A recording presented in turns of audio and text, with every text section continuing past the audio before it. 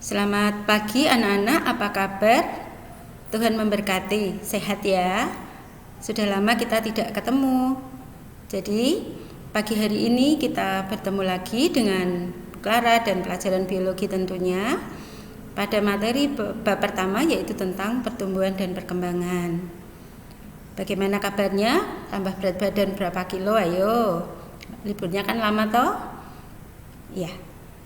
Anak-anak, sebelum Bu Clara mulai menjelaskan tentang materi pertumbuhan dan perkembangan, Bu Clara sampaikan bahwa pembelajaran selama pandemi COVID tentu saja tidak sama dengan pembelajaran yang secara normal, ya. Oleh karena itu, mari kita menikmati bersama-sama KBM daring yang kita akan mulai lakukan di semester ini. Semoga pandemi COVID segera berlalu sehingga kita kembali lagi bisa bertatap muka seperti biasa. Kangen enggak? Ya. Anak-anak, dalam pembelajaran nanti setiap kali pertemuan Bu Clara akan membuat video seperti yang sekarang ini kamu saksikan untuk memberikan pengantar pada kalian, tentu saja juga materi hal-hal apa yang perlu kita berikan penekanan yang memang Bapak Ibu guru dan Bu Clara juga perlu menjelaskan tentang materi itu, karena kamu mempelajari sendiri mungkin ada beberapa konsep yang mungkin nanti akan berbeda pemahamannya. Oleh karena itu video pembelajaran ini setiap kali pertemuan Bu Clara akan muncul seperti ini, ya. Kemudian satu kali pembelajaran itu berlangsung selama 60 menit. Jadi nanti mungkin kita bagi menjadi video sekitar 30 menit, kemudian diikuti dengan tugas-tugas yang kamu bisa mulai kerjakan selama 30 menit berikutnya. Setelah itu ganti dengan pelajaran berikutnya. Begitu. Kemudian Bu Clara berharap bahwa kalian selalu sehat dengan selalu melaksanakan protokol COVID. Jangan lupa selalu pakai masker ketika keluar rumah, kemudian menyiapkan hand sanitizer dan dipakai saat diperlukan. Tentu saja juga rajin mencuci tangan menggunakan sabun pada air yang mengalir, gitu ya. Jadi kalau kamu sehat, otomatis semua pembelajaran yang kita lakukan secara daring kamu bisa ikuti dengan baik, karena bagaimanapun kamu sudah kelas 12. Berarti semua materi yang diberikan Bapak Ibu guru, semua mata pelajaran kamu harus terima dengan baik, tugas-tugas dikerjakan dengan baik, karena itu akan kalian gunakan sebagai pondasi ketika kalian awal-awal ada di perguruan tinggi, ya. Saya yakin dengan mengikuti pembelajaran yang teratur, yang baik, kamu nanti pasti akan bisa menjadi anak-anak yang berhasil di perguruan tinggi nanti. Gitu. Kamu sudah menyiapkan diri tentunya di tempat belajar masing-masing. Jangan sambil tiduran ya, nanti bablas tidur, gitu ya. Nih, mari kita mulai dengan materi pertumbuhan dan perkembangan. Pada pertemuan hari ini Bu Clara akan menyampaikan apa toh pertumbuhan dan perkembangan itu, ya. Itu. Kita lihat yang pertama. Pertumbuhan itu apa? Ya, secara definisi pertumbuhan adalah proses penambahan volume yang sifatnya irreversibel atau tidak dapat balik dan merupakan perubahan yang terjadi pada makhluk hidup yang dapat diukur. Berarti yang pertama kita lihat bahwa penambahan volume itu contohnya apa? Sekarang kita lihat lagi. Kita ambil saja contoh ya pada kalian. Ya. Penambahan volume itu bisa penambahan berat. Berarti kalau pada manusia penambahan berat badan. Bisa penambahan tinggi, berarti penambahan tinggi badan. Ya, sekarang masing-masing lihat. Kalau kamu mungkin masih ingat kamu lahir berat badannya berapa? Kalau lupa tanya ibu, ya. Ibu lupa tanya bapak. Gitu ya. Ya. Rata-rata anak perempuan ya itu lahir atau secara umum sekarang kita tidak bisa melihat jenis kelamin ya, atau kita lihat saja secara umum. Bayi lahir 2,5 kilo itu sebenarnya sudah normal ya. Tapi kita lihat ada bayi laki-laki, perempuan yang punya berat badan 3 kilo, kemudian bahkan ada yang sampai 4 kilo. Jadi ibu harus melahirkan dengan cara bedah sesar gitu ya. Nah sekarang kita lihat, kita bandingkan pada saat kamu dilahirkan dengan berat badan 3 kilo, kemudian sekarang berat badanmu berapa gitu ya. Mungkin ada yang masih 40 kilo, ada yang 50 kilo, ada enggak yang sampai 70 kilo lebih. Kamu kan liburnya lama, biasanya libur lama identik dengan makannya tadi ditambah banyak ya, maka berat badanmu pasti akan bertambah ya. Kita bandingkan, kamu lahir 3 kilo, sekarang berat badannya 50 kilo, berarti ada penambahan berat badan. Maka itu bukti bahwa kalian sedang mengalami proses pertumbuhan. Kemudian selain berat badan, kita juga melihat bahwa kamu mengalami penambahan tinggi badan ya. Rata-rata manusia itu perempuan panjang badan ketika lahir itu 49 sampai 50 cm. Sedangkan laki-laki 50 sampai 51 cm ya. Sekarang tinggi badanmu berapa ya? Pasti melebihi 150. Mungkin ada yang semampai ya. Semeter tidak sampai. Ada enggak? Ya, saya kira tidak ya. Karena rata-rata pertumbuhan untuk manusia Indonesia di usia kalian itu pasti sudah di atas 150 cm gitu ya. Kalau yang mungkin penambahannya kamu merasa kok aku kurang tinggi gitu ya, makan makanan yang proteinnya banyak. Dan Bu Clara selalu sampaikan jangan lupa makan telur sehari 1 gitu ya. Itu pada manusia. Kemudian kalau pada tumbuhan bagaimana? Sama saja kita lihat. Kalau kamu menanam tanaman, awalnya kan pasti juga tingginya dibandingkan setelah beberapa minggu, beberapa bulan, mungkin beberapa tahun juga sudah tidak sama. Ya, itu tentang penambahan volume. Lalu pertumbuhan itu sifatnya kuantitatif dapat diukur. Tadi berat badan diukur dengan satuan kilogram. Tinggi badan diukur dengan satuan sentimeter atau meter gitu ya. Lalu apa arti irreversible? Irreversible itu artinya tidak bisa kembali ke ukuran semula ya. Jadi kalau kamu sekarang sudah punya tinggi badan 170, kan tidak mungkin jadi 50 cm. Atau nggak mungkin kalau kamu jadi 50 cm lagi, ibumu bingung ya nyarinya bagaimana. Anakku kok hilang, ternyata mengecil ya. Maka pertumbuhan itu tidak bisa kembali ke ukuran semula. Begitu. Jelas? Kalau belum jelas, kamu catat di buku catatan. Kemudian nanti pertanyaan-pertanyaannya itu nanti kita akan bahas pada saat minggu depan kita melakukan Zoom meeting ya. Jadi Zoom meeting minggu depan itu kita pakai, selain Bu Clara menambahkan materi yang baru, kita buka dulu dengan pertanyaan-pertanyaan yang pada saat kalian melihat video pembelajaran ini ada yang tidak jelas ya. Kemudian yang kedua, perkembangan itu apa? Perkembangan itu diartikan sebagai terspesialisasinya sel menjadi struktur dan fungsi tertentu ya, atau bahasa mudahnya perkembangan itu dikatakan sebagai proses menuju ke arah kedewasaan ya. Kedewasaan itu apa toh gitu ya. Dulu waktu Bu Clara mengajar kakak-kakak kalian, kakak kelas kalian, itu pada saat kita bisa tatap muka dengan normal, maka muncul jawaban-jawaban.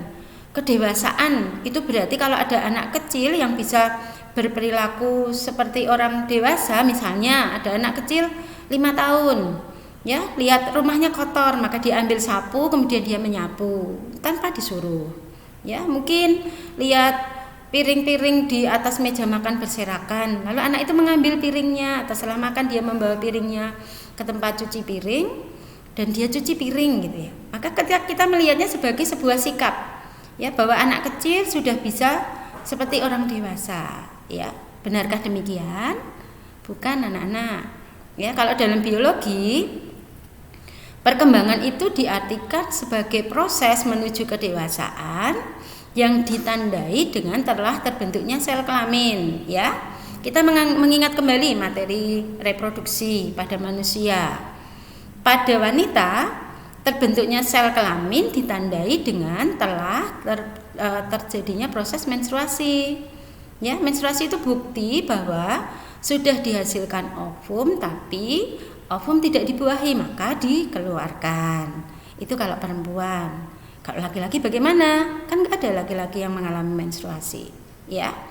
Pernah enggak kamu yang laki-laki pernah tidur kemudian tiba-tiba saja kok kayak keluar, kayak merasa buang urin begitu, ternyata kok tidak bau urin gitu ya, maka itu apa gitu? Pernah mikir enggak?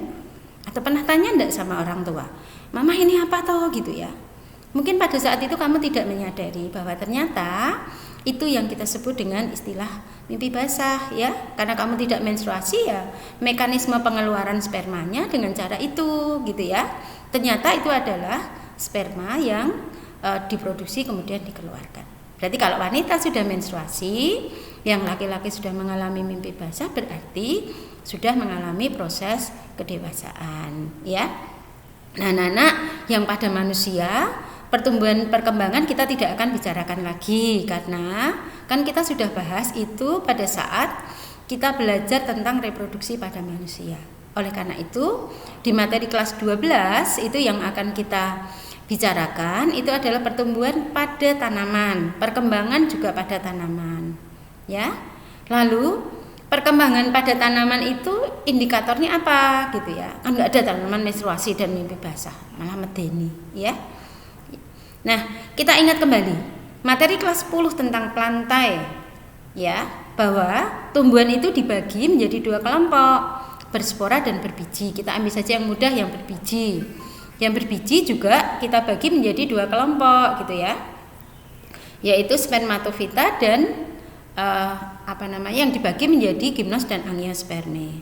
Nah, pada angiosperme itu ada ciri bahwa tanaman ini punya bunga. Bunga itu alat kelamin, karena pada bunga itu ada putik yang nanti di dalamnya terbentuk ovum, ada benang sari yang di dalamnya terbentuk sperma ya. Maka perkembangan pada tanaman itu kita bisa melihat bahwa kalau itu angiosperme berarti sudah terbentuknya bunga. Kalau itu pada gimnosperme berarti sudah terbentuk strobilus ya. Nanti untuk materi detailnya plantae buka kembali buku kelas 10 kemudian kamu pelajari ya. Nah, dari penjelasan Bu Clara tentang pertumbuhan dan perkembangan, maka tugasmu ditulis ya, apa perbedaan pertumbuhan dan perkembangan, perbedaannya apa gitu ya. Nanti kamu tulis, nanti pada Zoom meeting pertemuan berikutnya Bu Clara akan minta kamu untuk salah satu mencoba untuk menyampaikan perbedaan pertumbuhan dan perkembangan. Itu tugas yang pertama ya. Nah, sekarang kita lanjutkan. Pertumbuhan pada tanaman itu kita bisa melihat pada apa gitu ya. Jadi kita ingat kembali materi kelas 11 tentang jaringan pada tanaman ya.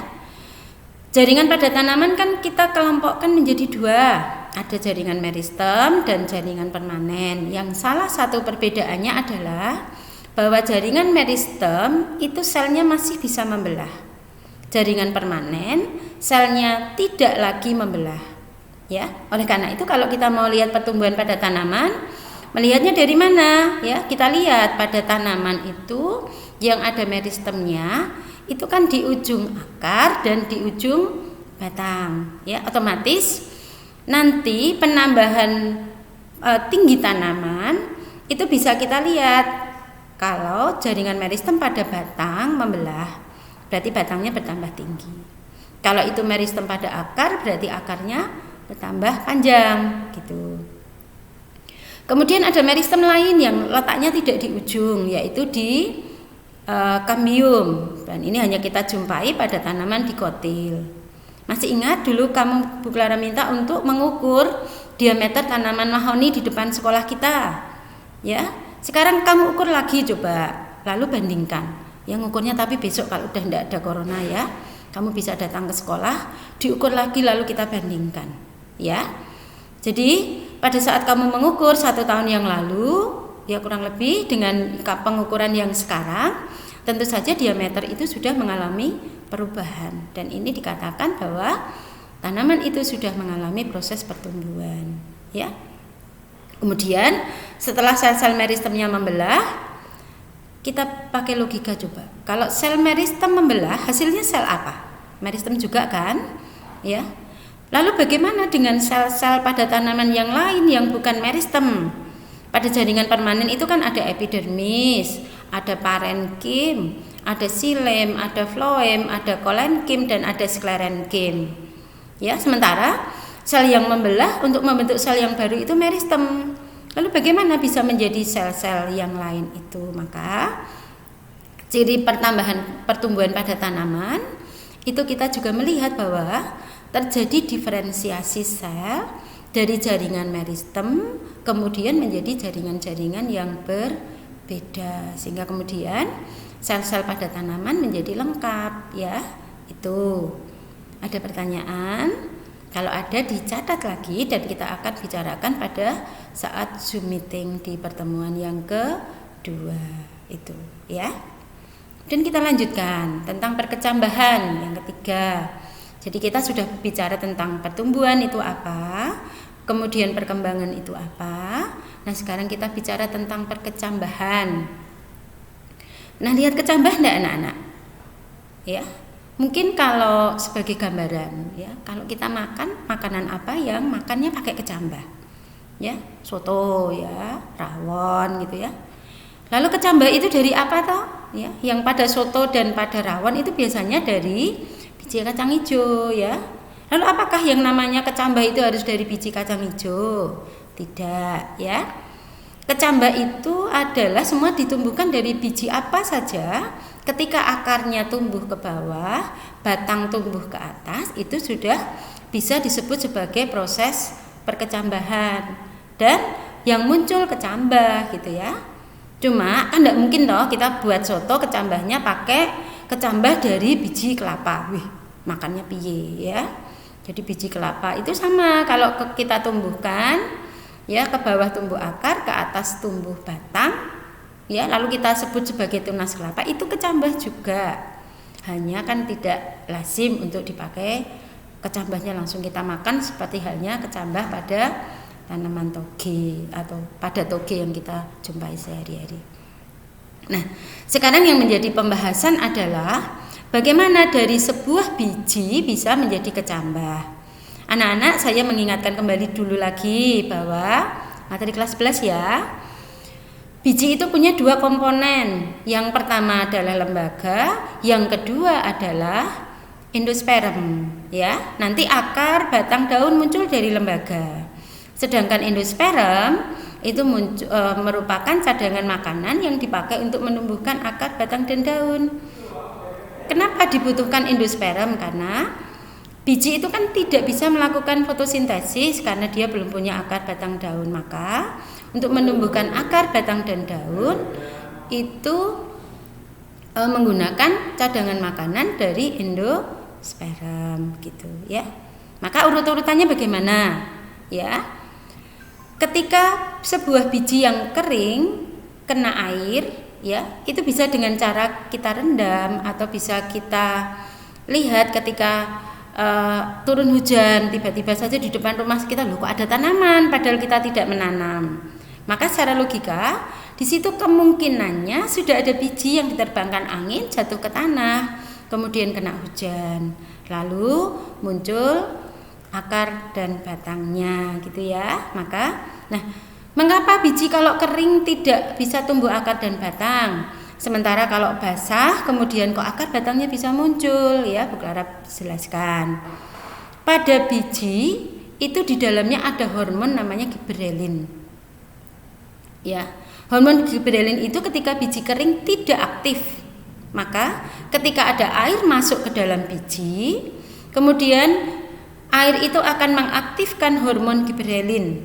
Lalu kalau hormon giberelin sudah aktif, maka apa yang akan terjadi? Maka enzim amilase yang ada pada biji akan diaktifkan juga. Lalu apa gunanya enzim amilase? Enzim amilase itu gunanya adalah menguraikan amilum yang ada pada endosperm. Ketika amilum sudah terurai menjadi maltosa, kemudian maltosa nanti akan terurai menjadi glukosa dan glukosa digunakan untuk respirasi pada biji, maka di dalam biji itu kemudian akan terbentuk energi, dan energinya itu digunakan untuk aktivitas hidup, antara lain adalah menumbuhkan akar dan batang ya. Maka perkecambahan itu kan berarti secara konsep melibatkan air, kemudian hormon giberelin, enzim amilase, dan berikutnya adalah proses respirasi ya. Nanti untuk jelasnya Ibu akan kirimkan link dari YouTube tentang bagaimana proses perkecambahan mulai dari biji sampai munculnya akar, batang, dan daun. Atau mungkin kalian juga bisa mencari sendiri dari link YouTube ya. Saya kira ada banyak tuh. Ya, ada pertanyaan? Kalau ada, kemudian nanti kamu catat kembali pertanyaan itu ya di buku. Kemudian nanti kita akan bahas pada saat Zoom meeting. Saya kira untuk hari ini pada pertemuan pertama cukup sekian ya. Kemudian nanti tugas yang Bu Clara sampaikan tadi kamu kerjakan, dan kita akan bahas pada saat Zoom meeting ya. Itu saja anak-anak, selamat pagi, tetap jaga kesehatan, Tuhan memberkati.